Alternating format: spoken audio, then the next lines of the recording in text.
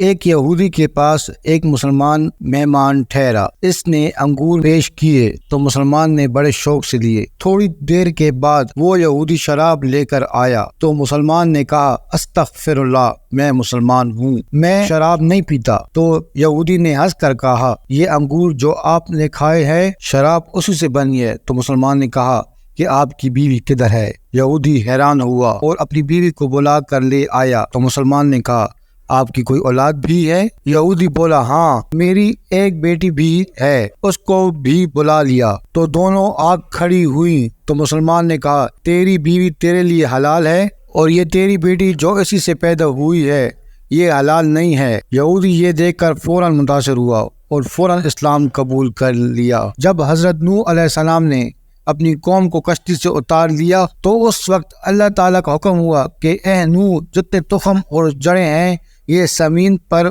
بو دو۔ چنانچہ حضرت نوح علیہ السلام کو تمام قسم کی جڑیں اور تخم مل گئے لیکن انگور کی جڑ نہ ملی۔ تو آواز آئی کہ اے نوح، اس انگور کی جڑ کو ابلیس نے چرا لیا ہے۔ جب حضرت نوح علیہ السلام نے شیطان سے کہا کہ تو نے انگور کی جڑ چرائی ہے، لا کر دو، تو شیطان نے انکار کر لیا۔ حضرت نوح نے فرمایا کہ مجھے اللہ نے خبر دی ہے کہ تو نے اس جڑ کو چرایا ہے۔ تب شیطان نے کچھ ہی دیر بعد انگور کی جڑ کو لا کر حضرت نوح علیہ السلام کے سامنے پیش کر دی اور ایک شرط رکھ دی کہ جب تم جڑ بو لوگے تو تم اس کی جڑ کو ایک بار پانی دو گے اور 3 بار میں پانی دوں گا۔ حضرت نوح علیہ السلام نے قبول کر لی اور پھر انگور کو زمین میں بو دیا۔ چنانچہ حضرت نوح علیہ السلام نے 1 دفعہ پانی دیا اور شیطان نے 3 دفعہ۔ شیطان نے 3 دفعہ یعنی لومڑی، شیر اور سور کو مار کر ان تینوں جانوروں کا خون اس کی جڑ میں دیا۔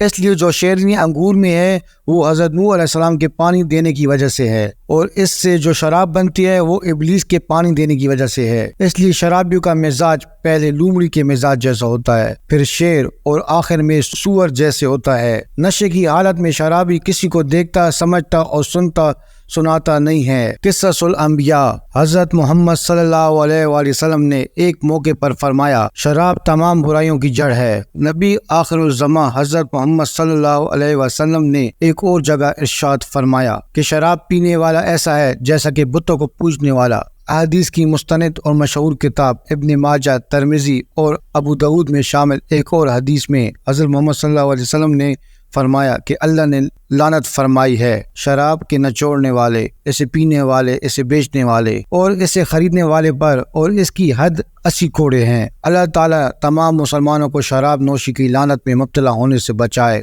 اور جو مسلمان کسی بھی وجہ سے شراب پینے کے عادی ہیں اللہ ان سب کو ہدایت فرماتے ہوئے ان سب کے دلوں میں اس حرام مشروب سے نفرت پیدا فرما دے، آمین۔